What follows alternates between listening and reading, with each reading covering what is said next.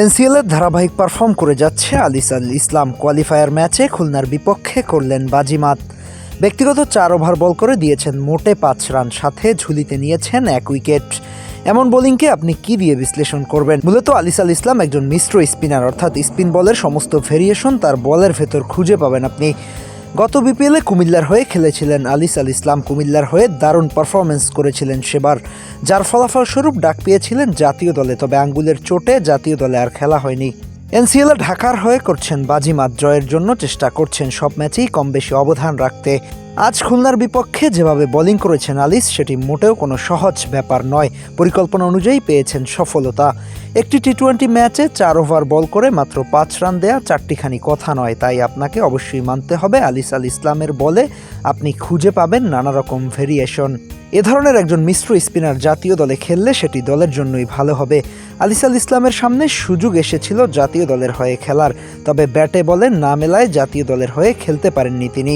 সামনে অপেক্ষা করছে আসন্ন 2025 বিপিএল। সবকিছু ঠিকঠাক থাকলে আগামী 30 তারিখ থেকে ট্রফি ঘরে তোলার প্রতিযোগিতায় নামবে দলগুলো। আলিস আল ইসলাম এবার আসরে খেলবেন চট্টগ্রাম কিংসের হয়ে। চট্টগ্রামের হয়ে ভালো করতে পারলে নির্বাচকদের নজরে থাকবেন, একথা নিশ্চিত বলা যায়। এনসিএল ক্রিকেটের পারফরমেন্স নির্বাচকদের নজরে কিছুটা হলেও থাকবে। এর সাথে যদি বিপিএলে ভালো করতে পারে তবে আবারও জাতীয় দলে ডাক পেতে পারেন এই মিশ্র স্পিনার। আলিস আল ইসলামের বল খেলা ব্যাটারদের জন্য অনেকটাই টাফ। এর কারণ হচ্ছে তিনি কখন কি ধরনের বল করে ব্যাটাররা দ্বিধা দ্বন্দ্বে ভোগে। কখনো অফ স্পিন করেন তো কখনো ক্যারম বল। ব্যাটাররা বুঝতে পারেন না কখন কোন বলটি করবেন, যার জন্য খানিকটা বেগ পেতে হয় ব্যাটারদের। এর জন্যই আলিস আল ইসলাম একটু আলাদা। এমন একজন বোলারের জাতীয় দলে অন্তর্ভুক্তি দলের জন্য ট্রাম্প কার্ড হতে পারে। তবে এর জন্য নিজেকে আবারও প্রমাণ করতে হবে আলিস আল ইসলামকে।